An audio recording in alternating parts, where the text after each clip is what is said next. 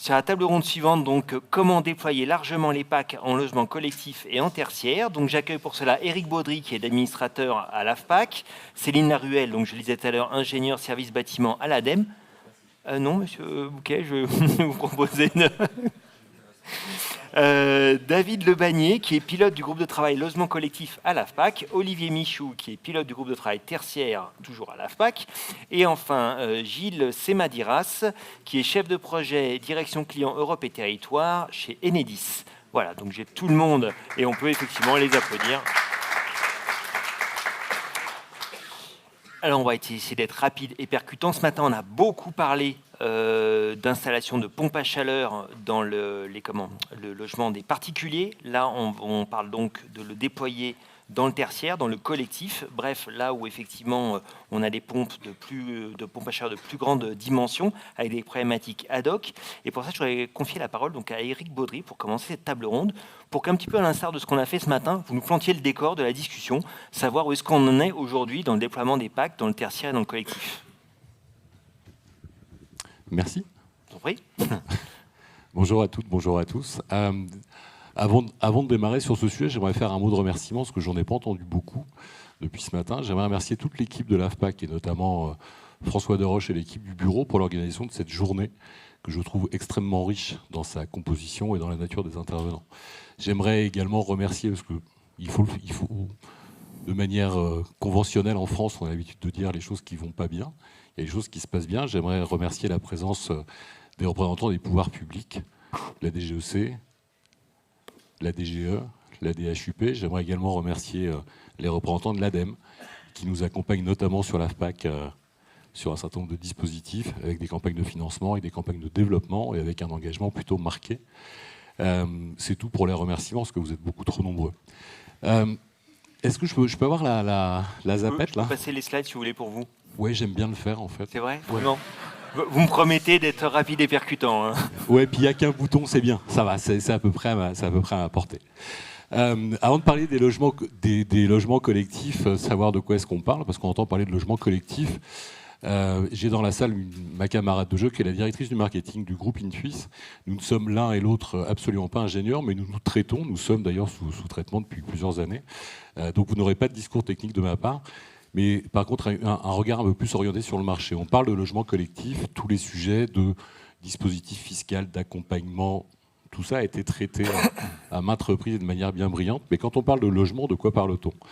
Le marché français, c'est 37,2 millions de logements en France. Ça fonctionne bien, répartis avec des maisons et des appartements.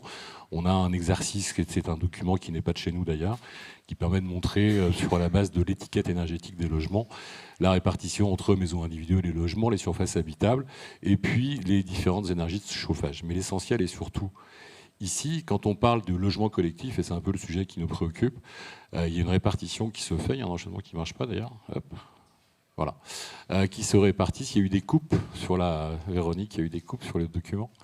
Donc on parle de 16,5 millions de logements collectifs en France qui se répartissent en 11,2. Ce sont des copropriétés et en 5,3 millions de logements que sont des logements sociaux, avec des enjeux de rénovation, parce que c'est bien de ça dont on parle.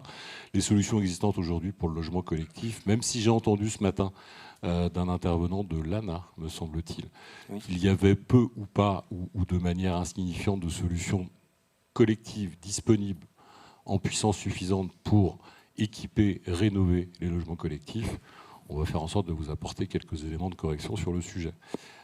Donc un enjeu relativement important avec le marché des copros qui est extrêmement compliqué à adresser, parce que vous savez sans doute aussi bien que nous qu'il existe une logique avec les réunions de copros, les syndics de copros. C'est extrêmement compliqué à adresser ce marché-là. Et puis le marché des bailleurs sociaux, qui a une répartition aujourd'hui entre des solutions électriques et du gaz. À notre connaissance, il y a peu ou pas, ou plus, en tout le cas, de solutions de pieds d'immeubles qui soient alimentés encore en fioul. Il doit peut-être en rester quelques-uns sur quelques régions. Mais donc l'essentiel est bien là. Et quand on parle du logement collectif, les valeurs sont là. Parce qu'on parle insuffisamment, me semble-t-il, ou tout du moins nous semble-t-il au sein de l'AFPAC, du marché. On parle des solutions, on est extrêmement technique, extrêmement pointu sur le sujet. Néanmoins, savoir de quel marché est-ce que l'on traite. Les solutions disponibles, je ne suis pas convaincu. Alors, je n'ai pas fait un gros effort intellectuel. J'ai repris une partie des éléments qui figurent dans le guide des logements collectifs. Quand on prend l'ensemble des solutions disponibles, parce qu'il existe des solutions disponibles pour le collectif, pour pouvoir traiter à la fois l'eau chaude ou bien de manière double service en remplacement de chaudières fossiles, gaz, fuel, donc des pompes à chaleur de grosse puissance, double service qui assurent la production à la fois du chauffage et à la fois de l'eau chaude, parfois de manière découplée, et puis une nouvelle génération de machines qui se profile, qui n'est pas encore arrivée sur le marché, mais qui ne saurait tarder, que sont des solutions de grosse puissance destinées, encore une fois, au marché du collectif, avec une fonction triple service, le chauffage, le rafraîchissement, et non pas la climatisation, et la production d'eau chaude. Mes camarades de jeu industriels qui sont dans la salle ne m'en voudront pas, les images qui ont été posées sont tout à fait aléatoires, et je ne pouvais pas, en montant ce document, reprendre les visuels de l'ensemble. Donc j'ai fait en sorte d'utiliser des machines sur lesquelles les marques ne figuraient pas. Voilà. Ils apprécieront. Et je vous laisse apprécier. Pour ce qui concerne les solutions individuelles, on sait très bien que le point de difficulté dans le logement collectif, ce sont les solutions individuelles en logement collectif. Typiquement, une chaudière individuelle qui assure la fonction de production de chauffage et de production d'eau chaude, ou bien dans le logement chauffé à l'électrique avec de l'effet Joule et un chauffe-eau électrique. La pompe à chaleur a du mal à trouver sa place pour des raisons d'une part d'intégration, puisqu'on n'est pas sur une solution centralisée. Néanmoins, il existe un certain nombre de solutions, notamment pour la production d'eau chaude, avec la possibilité de combiner, dans le cas de logements chauffés à l'électrique, de remplacer les solutions de chauffage, de production d'eau chaude électrique par des chauffe-eau, produits habituellement par des chauffe-eau électriques à accumulation, par des machines double ou triple service, qui assurent la production pour certains d'eau chaude thermodynamique et dans certains cas d'eau chaude, de production d'eau chaude et de rafraîchissement, et une nouvelle génération aussi qu'on voit arriver. On a découvert ça il n'y a pas très longtemps à la Mostra qui se tient actuellement à Milan, des solutions triple service, production d'eau chaude, production de chauffage sur la veine d'air et production de rafraîchissement. Il existe tout un tas de dispositifs, que ce soit gainable ou pas, sur l'air extrait avec un retour sur l'eau, et puis un certain nombre aussi de solutions mixtes avec des packs individuels, tels qu'on les connaît, pack RO, des solutions de pack RR. Donc, dans ce cas-là, on va traiter à la fois le chauffage et le confort d'été, mais on n'aura pas traité la question de l'eau chaude sanitaire. Il y a tout un ensemble de solutions composites disponibles pour ces typologies de logements individuels dans des bâtiments collectifs. La question se pose assez régulièrement et nous avons une relation nourrie, peut-on dire, avec les représentants des pouvoirs publics sur les conditions de la massification. Le constat que l'on fait, autant sur le marché résidentiel, ce marché est extrêmement bien alimenté et nourri d'informations, de fiches techniques d'accompagnement portées par l'ADEME, portées par l'ANA, portées par un certain nombre de délégataires, par les énergéticiens dans certains cas, sur les questions de la rénovation ou du remplacement possible de solutions fossiles par des solutions énergie renouvelables comme la pompe à chaleur. Pour le logement collectif, pour avoir sondé, échangé avec des bailleurs sociaux, avec des promoteurs, avec des copropriétés, on se rend compte que c'est un peu plus complexe, que les points d'accès sont un peu plus compliqués, et puis les enjeux et les niveaux d'investissement sont aussi bien plus importants. Dans le cas d'une copro, vous connaissez la complexité, un pied d'immeuble de 40 logements, ça veut dire 40 propriétaires, ça veut dire 40 décisions à obtenir, ou 40 accords à obtenir, c'est toujours beaucoup plus compliqué.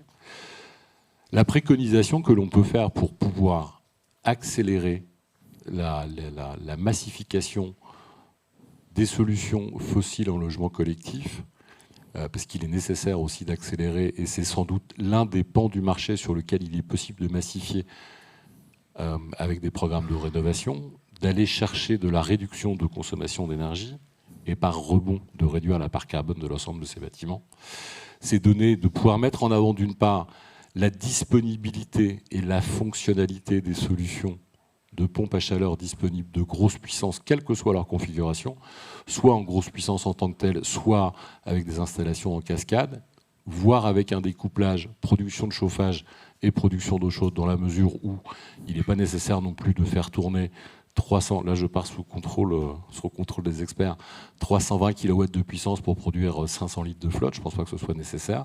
Donc donner de la visibilité aux technologies disponibles, pouvoir communiquer sur le fait que ces technologies sont disponibles, pouvoir communiquer également sur la combinaison des solutions de production d'eau chaude, de chauffage et de rafraîchissement, ce qui importe notamment pour la construction neuve.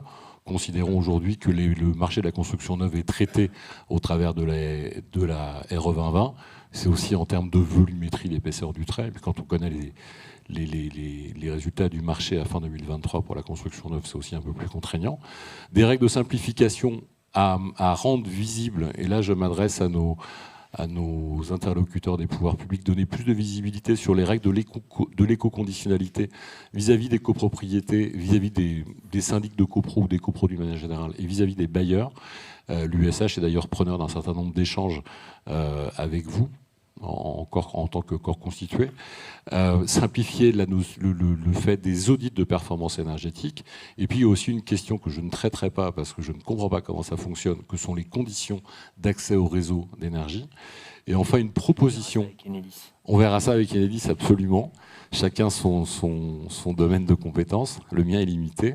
Et puis pour ce qui concerne l'information, pouvoir réfléchir ensemble, et ça c'est un vœu pieux que je partage avec François Deroche et les représentants des pouvoirs publics, pouvoir construire ou co-construire une campagne d'information, mais destinée à 3 publics différents, que sont les propriétaires occupants en copropriété ou à destination des syndics, les bailleurs sociaux qui ne sont pas dans la même logique et notamment qui ont une logique économique différente puisqu'ils sont sur un mode d'investissement sur des périodes de 40 à 50 ans, quand ils construisent un bâtiment neuf. Et pour terminer, parce que c'est la dernière, et enfin, une communication un peu plus simplifiée dans le cadre de tout l'ensemble des dispositifs mis en place aujourd'hui à destination des propriétaires du marché résidentiel.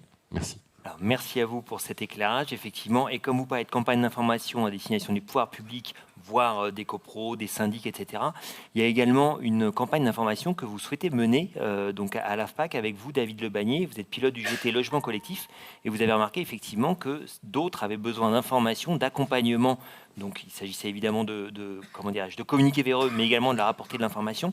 Ce sont tous les concepteurs, les installateurs, les exploitants pour qu'ils respectent les bonnes règles de l'art et réussir le déploiement des PAC en logement collectif. Est-ce que vous pouvez nous dire quelques mots des travaux que vous avez menés? Tout à fait. Bonjour à tous et toutes. On va mener un certain nombre de travaux, d'autres qui sont sur la liste et pour lesquels on n'a pas encore les moyens de le faire, et je vais rebondir sur la conférence d'avant.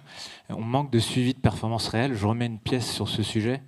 L'ADEME va faire quelques suivis. Le COSTIC va en faire pour le programme Profil des suivis partiels. Ce dont on rêve là, c'est de financer, aider des maîtres d'ouvrage à mener des suivis de performance réelle avec leur bureau d'études, leurs exploitants, pour collecter des retours d'expérience, pour faire monter tout le monde en compétences et que les maîtres d'ouvrage et les bureaux d'études mettent les mains dans le cambouis très concrètement. Ça va nous permettre d'avoir des retours d'expérience qui vont nous permettre de définir des règles, des bonnes pratiques. C'est d'ailleurs ce que va initier GRDF sur les solutions hybrides collectives. Ils vont faire cet exercice d'aider des maîtres d'ouvrage à le faire. Pour le moment, on n'a pas les moyens de le faire à l'AFPAC. Je pense à souligner un autre enjeu, c'est qu'on est super bien accompagné pour les solutions hybrides et les solutions gaz par GRDF depuis tout le temps, des appuis techniques, R&D et autres. Et on sent bien que les moyens de la filière PAC, par contre, ne sont pas à la hauteur, je pense, des ambitions qui ont été décrites ce matin, vraiment. Sur le logement collectif, on est 2 copilotes, on le fait bénévolement. Enfin, voilà, c'est juste une manière d'illustrer que voilà, on manque de moyens pour amener tout ça. On manque aussi de solutions simplifiées pour suivre la performance. Là, c'est un petit message aux industriels. C'est pas toujours simple de collecter les données de performance sur les solutions de PAC collectives. L'autre point, dans le suivi de performance réelle, il y a aussi de l'acoustique. On sort d'une réunion de conception avec la ville de Noisy-le-Grand qui nous a dit, sur cette ZAC, vous allez mettre des pompes à chaleur, mais nous, on va venir mesurer avec des micros la performance réelle des PAC. Donc, faut qu'on rassure, faut qu'on fasse, nous, des mesures réelles pour rassurer les acteurs, parce que tout le monde a peur de ça. Sur l'acoustique aussi, Ça fait un peu doublon avec ce qui a été dit tout à l'heure sur les maisons.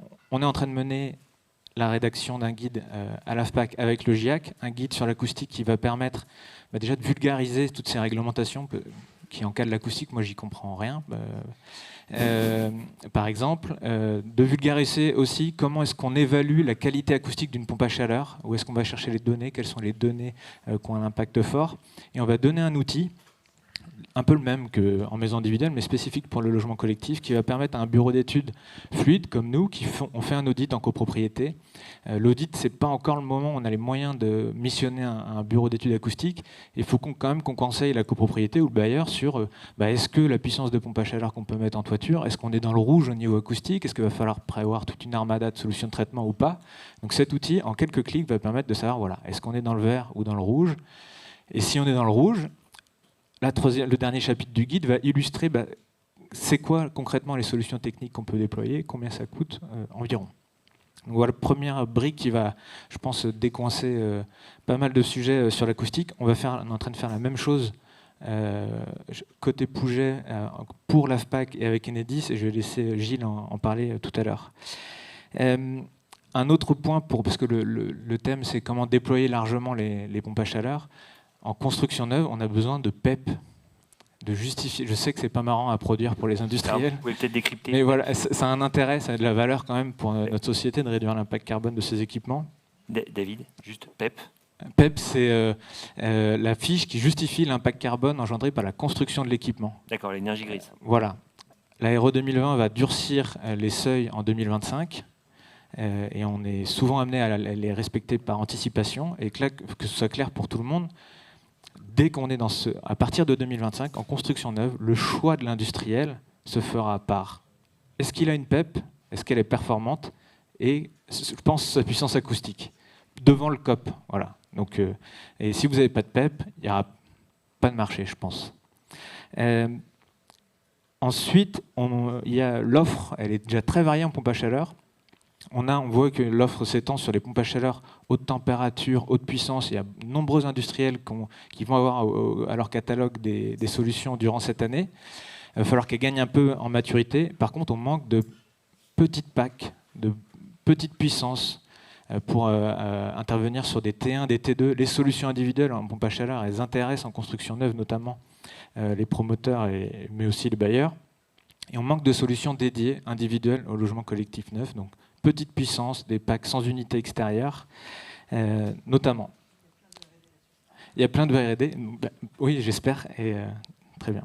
Et après, il y a bien d'autres sujets, mais je pense que je n'aurai peut-être pas le temps de tout dire. Mais on va essayer de travailler un sujet sur l'intégration architecturale des pompes à chaleur. On va essayer de faire un guide. Pour le moment, il faut encore qu'on valide sa création, mais un guide qui va répertorier toutes les bonnes pratiques, toutes les bonnes idées qui ont été mises en place pour l'intégration architecturale des pompes à chaleur, pour donner des idées, donner des éléments concrets aussi sur les enjeux de PLU, d'ABF et autres, pour vulgariser un peu ces enjeux-là.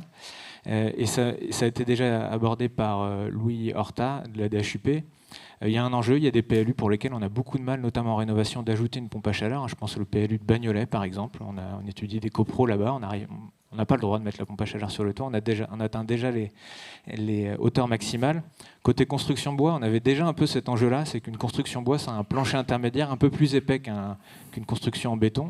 Et donc, je crois qu'il y a un décret national qui est passé qui permet un petit peu de sortir des règles, des codes maximums des PLU lorsqu'on est en construction bois. Mais on pourrait peut-être, je ne sais pas si c'est une idée parmi tant d'autres, imaginer la même chose pour les pompes à chaleur, pour qu'il y ait une règle nationale qui nous permette, pour ces équipements techniques, quitte à imposer qu'il y ait une certaine intégration visuelle ou architecturale, bénéficier d'une petite dérogation. Voilà, de bénéficier d'une dérogation. Voilà, j'en ai peut-être... En gros, si je résume votre intervention, l'idée c'est donc d'accompagner tout ce qui a trait à la conception, à l'intégration donc des pompes à chaleur dans le logement collectif pour effectivement s'y déployer, c'est bien ça dont il s'agit. Et puis effectivement des attentes quelque part en facilitation au niveau notamment des PLU. C'est bien ça dont il s'agit. Écoutez, merci beaucoup pour cet éclairage lié au logement collectif. On enchaîne avec Olivier Michou s'agissant donc du tertiaire, puisqu'effectivement, alors vous le disiez, Monsieur Baudry au début, il y a effectivement ces deux marchés qui sont à adresser aujourd'hui, qui le sont encore assez peu, en tout cas s'agissant du tertiaire, sur le tertiaire non bureau, parce que finalement les bureaux, Olivier, aujourd'hui, ils fonctionnent plutôt déjà pas trop mal en PAC. Oui, il y a vraiment plusieurs cas de figure dans le tertiaire, donc déjà j'utilise un peu un gros mot parce qu'on a tendance à appliquer l'étiquette pompe à chaleur vraiment résidentielle, mais il y a évidemment un enjeu très fort également sur le tertiaire. Et c'est pour ça que l'AFPAC avait relancé le groupe de travail tertiaire pour qu'on puisse faire un état des lieux de ce qui existe aujourd'hui. Donc le guide a été publié fin 2023. Le tertiaire, c'est 1 milliard de mètres carrés de surface chauffée, mais à la différence du résidentiel et des problématiques du résidentiel collectif, c'est une multitude d'applications différentes. Et il est impossible d'avoir une uniformité d'approche de la mise en place des pompes à chaleur sur ces différents secteurs. Petit chiffre un petit peu édifiant, c'est que les pompes à chaleur représentent aujourd'hui moins de 10% des surfaces chauffées dans le tertiaire. C'est extrêmement faible. Il y a, comme vous le disiez, des diversités, néanmoins des nuances à apporter sur le tertiaire marchand. Donc c'est essentiellement bureaux, commerce, hôtellerie. Les pompes à chaleur ont tendance à être plutôt en avance, plus présentes, avec un meilleur taux de pénétration. Le tertiaire non marchand, c'est-à-dire l'enseignement, la santé, habitat communautaire, elles sont quasiment inexistantes. Et pourtant, on n'a pas identifié de problématiques particulières de mise en œuvre, comme il peut y en avoir dans le résidentiel collectif. Alors qu'est-ce qui explique que le marchand ne soit pas soumis aux mêmes conditions et qu'il soit en avance pour le coup ? Alors je vais commencer par expliquer pourquoi est-ce que c'est mieux dans le marchand. Okay, dans le marchand, en fait, c'est loin d'être parfait, mais je disais que c'est moins de 10% au total. Les 3 dernières ou les 5-6 dernières années, on a quand même une montée très forte du taux de pénétration des pompes à chaleur sur la construction neuve en tertiaire. On a même atteint, 2020, c'est environ 34%. Donc la prise de conscience sur le neuf, elle est faite. C'est une bonne nouvelle, la dynamique est lancée. Ce qui est d'autant plus satisfaisant, c'est que quand on part sur du neuf, on peut plus librement attaquer la géothermie. C'est plus simple à mettre en œuvre et c'est important parce que, évidemment, c'est des solutions qu'on cherche vraiment à promouvoir. Sur l'existant, donc, on est très en retard. Sur l'existant et sur le marchand, on a l'immobilier de bureau, qui est un exemple assez intéressant parce que c'est un secteur commercial en soi, l'immobilier de bureau. On a des propriétaires d'immeubles, des foncières, qui ont identifié, elles, depuis quelques années, que la solution pompe à chaleur était une véritable solution performante et assez profitable pour l'attractivité de leur surface. Et c'est ça leur driver, hein. C'est vraiment l'attractivité de la surface. Et donc, la question qu'on peut se dire, c'est ce qu'on arrive à faire sur le tertiaire marchand, pourquoi est-ce qu'on ne le fait pas sur le secteur non marchand ? En réalité, il n'y a pas de réponse, je pense. Si on prend le cas des établissements scolaires, donc les établissements scolaires, ça représente environ 190 millions de mètres carrés de surface, 60 000 établissements entre le primaire, primaire et secondaire. Et dans les écoles, on n'a quasiment pas de pompe à chaleur, si ce n'est sur quelques projets un petit peu vitrines, avec de la géothermie ou des choses comme ça. Donc c'est bien, c'est intéressant, mais la problématique aujourd'hui sur l'enseignement, elle n'est pas sur de la vitrine. On n'arrivera pas à décarboner et à rattraper le retard que l'on a si on ne fait que de la vitrine. On est obligé de trouver des solutions rapides. Le président Macron a annoncé au mois de septembre des investissements pour essayer de rattraper ce retard et faire de la rénovation notamment. Et dans la rénovation, il y a évidemment aussi l'aspect production d'énergie. Donc, j'ose espérer qu'on va vraiment aborder le sujet. Et je le disais tout à l'heure, il n'y a pas de contrainte de mise en œuvre de solutions de pompe à chaleur dans les écoles, que ce soit en aérothermie, même en géothermie. Alors dans l'existence, c'est un peu plus compliqué parce que ça prend un peu plus de temps, c'est un peu plus long, mais c'est également possible de le faire. Donc je pense que c'est simplement une habitude de prescription et de choix énergétique qui a été fait depuis de très nombreuses années, parce que le parc scolaire est constitué d'établissements qui sont pour certains relativement anciens. dans la seconde partie du XXe siècle, on a vraiment construit beaucoup d'écoles pour répondre à la démographie. Et on a fait vite, on a évidemment, dans les dernières années, pas forcément pensé à rénover avec les pompes à chaleur. Mais rien n'empêche aujourd'hui de... Aujourd'hui, ce sont les chaudières gaz, j'imagine, pour la plupart. Alors, ce qui domine énormément, c'est les énergies fossiles, exactement, les chaudières gaz. Mais on peut très bien envisager de l'hybridation. On en a pas mal parlé ce matin. Qui permet, parce que la problématique, notamment sur l'enseignement, c'est les budgets, évidemment. C'est de l'argent public. Donc, et certaines communes qui sont en charge de ces écoles, je parle du primaire, n'ont pas du tout forcément les budgets qui sont très extensibles. Donc l'hybridation est une solution qui permet de commencer à décarboner, à améliorer la performance énergétique, sans avoir à mobiliser des moyens qui serait supérieur à ce que la communauté de communes ou la commune peut se payer pour remplacer toute l'installation. Donc, dans le guide tertiaire, on évoque cette approche par hybridation qui est intéressante. J'oublie pas que isoler, ça peut être aussi important. On n'en a rien contre l'isolation, même si, au cas par cas, parfois, commencer par changer en partie, tout ou partie, la production vers de la pompe à chaleur n'empêche pas d'isoler ultérieurement également. Donc si je vous comprends bien, à l'inverse effectivement du groupe de travail sur le logement collectif qui pointait effectivement un milieu très normé, très contraint, là on a moins de contraintes. Du coup, quel est le défi finalement? C'est de communiquer vis-à-vis des maîtres d'ouvrage? Je pense que c'est effectivement une vraie prise de conscience. On a peu de retours d'expérience, malheureusement, à valoriser. C'est un constat qu'on a fait récemment. C'est pour ça que je me réjouis à l'avance de l'étude lancée par l'ADEME. Je vois passer, moi, beaucoup d'études amont, notamment dans l'immobilier de bureau mené par des bureaux d'études, sur des immeubles où on a 4000 mètres carrés en banlieue parisienne, donc immeuble plutôt Boulogne-Billancourt, des choses comme ça, banlieue, enfin vraiment valeur ajoutée en termes de bureaux, où on a construit en 2006 un immeuble avec ce qu'on appelle les ventiloconvecteurs 4 tubes, c'est-à-dire une chaudière pour le chaud, un groupe froid pour la climatisation, puisque l'immobilier de bureau est sur cette approche de confort d'été, de confort toute saison. Le bureau d'études qui mène la perspective de remplacer l'ensemble de l'installation par une pompe à chaleur RR ou RO réversible, donc, arrive à démontrer que les émissions de carbone peuvent être réduites de 90% et on peut faire 70% d'économie d'énergie.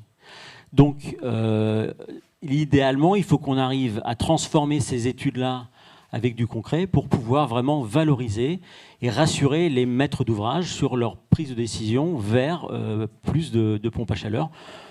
Globalement, on n'aura pas le choix, on l'a déjà dit aussi pour le résidentiel.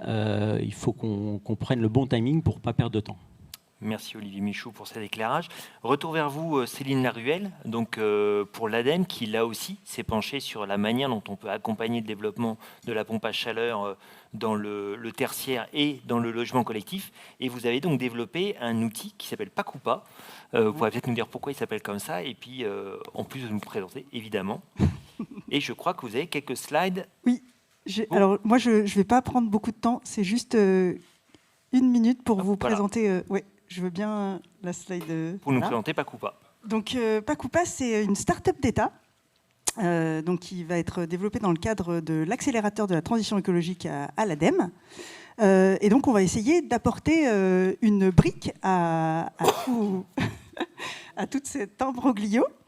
Donc, en fait, nous, on voulait donc s'adresser au public le moins bien doté sur ces sujets, c'est-à-dire les copropriétés en copropriété privée, qui ont finalement accès à assez peu d'informations sur les ENR. Et on voudrait donc les outiller pour leur donner de l'information de premier niveau sur l'installation de chauffage décarboné qui soit adapté à leur logement. Et donc voilà, donc modestement, on est sur de l'information plutôt premier niveau, orientée uniquement ENR, pour vraiment promouvoir toutes les solutions qui sont aussi financées dans le cadre du Fonds Chaleur. Et l'objectif, c'est d'essayer d'informer un maximum les copropriétés sur l'existence et sur le fait que l'ENR est adapté ou pas à leur logement, pour qu'ensuite ils réclament au bureau d'études, lors du DTG ou lors de l'audit, d'étudier cette solution. Mais donc c'est concernant uniquement le logement collectif, voilà. Pas le tertiaire. Oui, donc pour l'instant. Alors en fait, donc ça vient juste de commencer. Hein, donc on a une page d'accueil qui s'appelle pacoupa.adem.fr si vous voulez aller voir. Mais donc on l'a mis au point il y a 2 jours. Donc c'est vraiment le tout début du projet.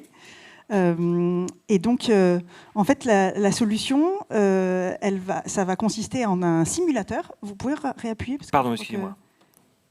Celle-ci? Ah non, non, la suivante? Ouais, parce qu'il n'y a pas. Ah non, ben non. Bah, il manque la moitié du slide, mais c'est pas grave. Allez-y, revenez. Donc en fait, l'objectif, ça va être de mettre au point un simulateur.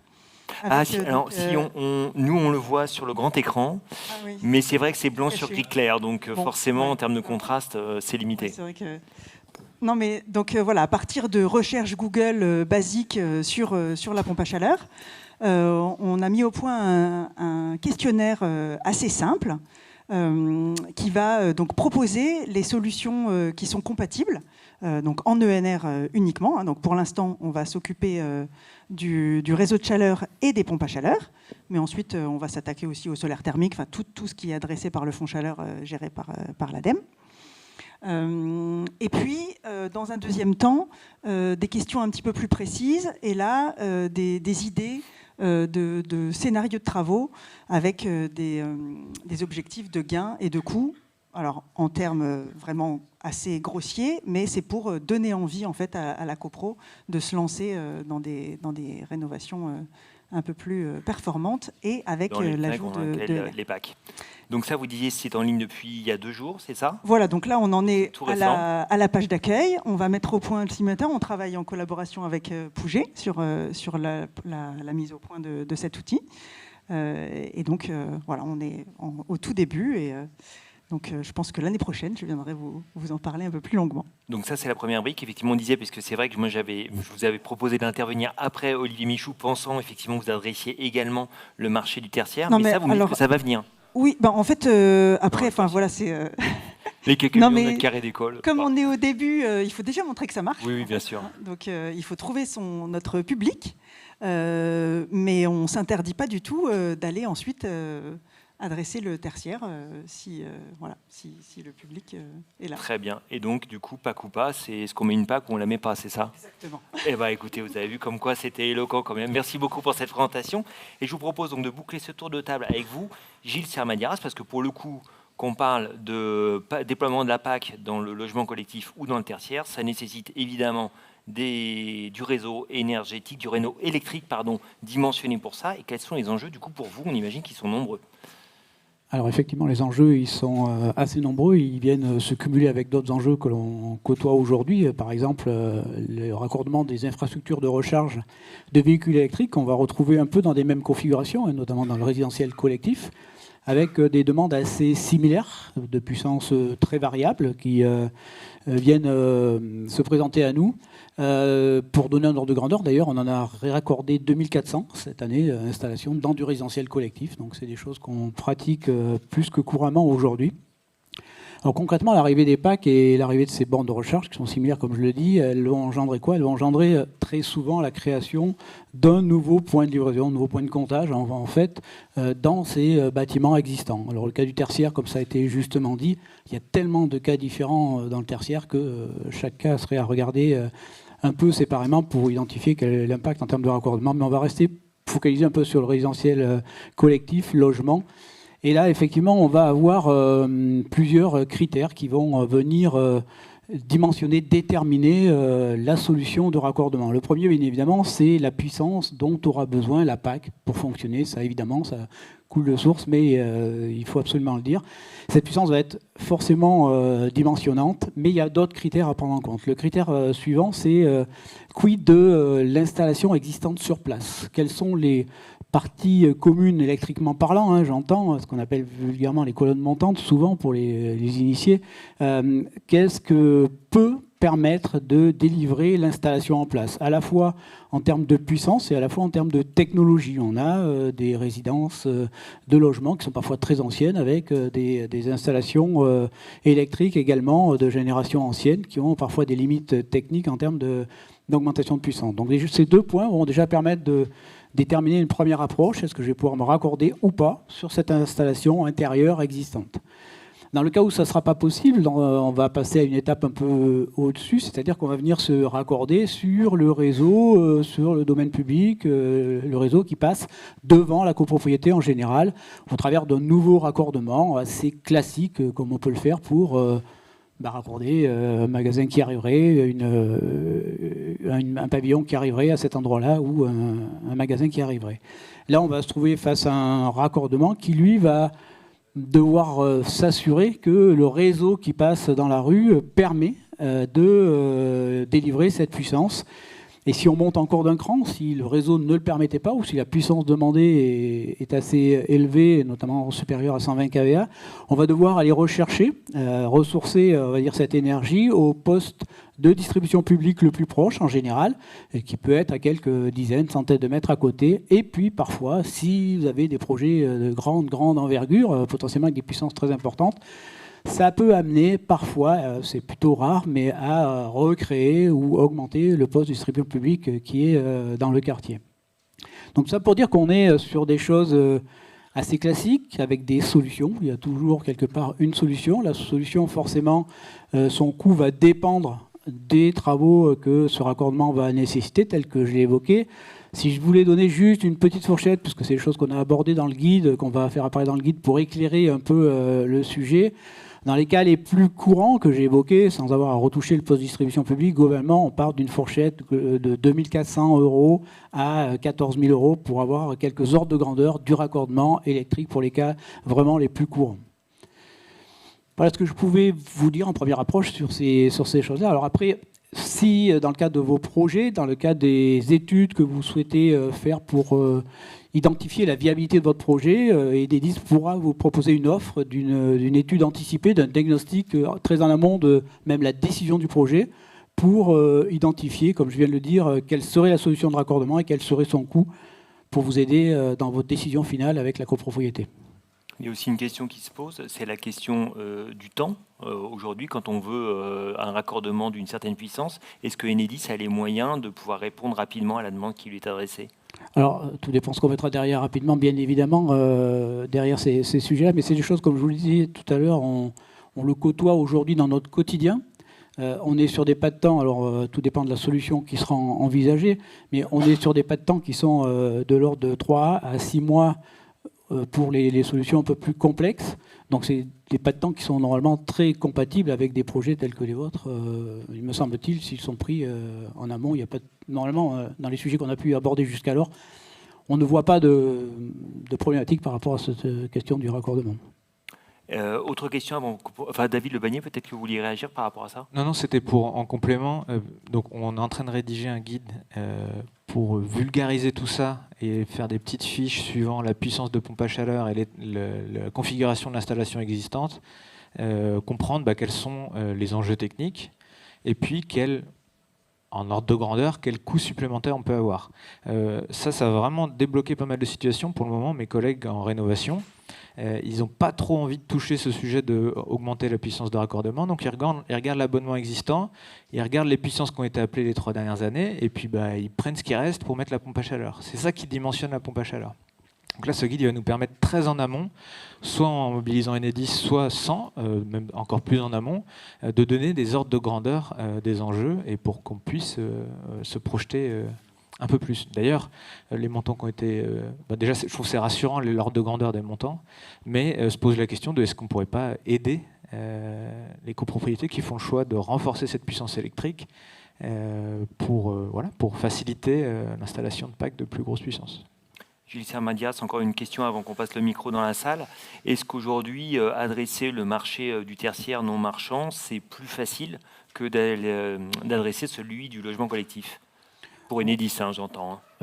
je ne saurais pas dire s'il est plus facile ou pas. Comme je disais tout à l'heure, il y a tellement de cas différents. La particularité peut-être du tertiaire, c'est que potentiellement sur place, il y a davantage de puissance disponible dans l'installation en place. On peut avoir un usage tertiaire avec une puissance déjà souscrite au travers d'un raccordement qui a de la capacité disponible. Ça peut arriver, suivant le process, suivant l'utilisation qui est faite de l'énergie électricité sur l'installation en question. Donc, parfois, il n'y aura pas besoin de nouveaux raccordements. C'est là où je voulais en venir. Potentiellement, c'est une solution qu'on pourrait rencontrer dans pas mal de cas sans avoir à construire. Ensuite, s'il y a besoin, si la puissance ne permet pas, s'il n'y a pas obligé de créer un deuxième point de comptage comme un peu dans le logement collectif, je dirais que tous les cas de figure sont différents, mais dès lors si on est dans une zone industrielle, c'est sûrement beaucoup plus facile que dans les boulevards haussmanniens parisiens pour aller mettre un coffret dans une façade ou autre. C'est souvent un peu plus simple, oui. On comprend effectivement aisément qu'il y a un petit peu moins de contraintes. Alors, comme je le proposais, faire passer le micro dans la salle, voir s'il y a des questions. Et vous n'avez pas le droit de ne pas poser de questions, c'est pas possible, parce que sinon ça veut dire que tout le monde dort, et ça c'est inadmissible. Louis Horta, qui intervenait ce matin. Donc. Louis Horta, DHUP. Alors si j'ai bien compris, sur le sujet des raccordements électriques, vous évoquiez principalement le cas de pompes à chaleur collectives dans du logement collectif. Quid de la situation où des copropriétaires individuellement vont vouloir prendre des pompes à chaleur chez eux? Comment ça se passe? Est-ce que c'est tant que ça fonctionne, enfin, tant qu'il y a de la place, ils vont pouvoir se raccorder, il y en a un qui va se faire avoir. Enfin, globalement, comment là? Oui, effectivement, c'est une bonne remarque. Ce n'est pas un sujet qu'on avait adressé au début de nos échanges. On était parti sur effectivement l'usage plutôt pompe à chaleur collective. Et est apparu dans le cadre de nos échanges cette particularité des packs individuels par logement. Là, la préconisation qu'on a aujourd'hui, on a quelques cas rencontrés par les collègues sur le territoire français. La préconisation, vraiment, elle est face à des cas comme ça, de faire une demande pour l'ensemble de la copropriété. Il n'y a pas d'intérêt à faire effectivement les demandes un par un jusqu'à ce qu'à un moment donné, on s'aperçoive que l'ensemble de la colonne électrique est en contrainte et que du coup, tout le système va se gripper, va se bloquer et qu'on ne sera pas en capacité de délivrer. Donc il y a vraiment le message qu'on portera et on l'abordera également dans le guide. La consigne, ce sera celle-ci, c'est de vraiment avoir une vision groupée du besoin pour la copro. Autre question ? Non, pas de questions. Écoutez, messieurs, dames, vous avez été très clairs sur tout ce qui concerne le déploiement, le pack ou pas dans le tertiaire collectif.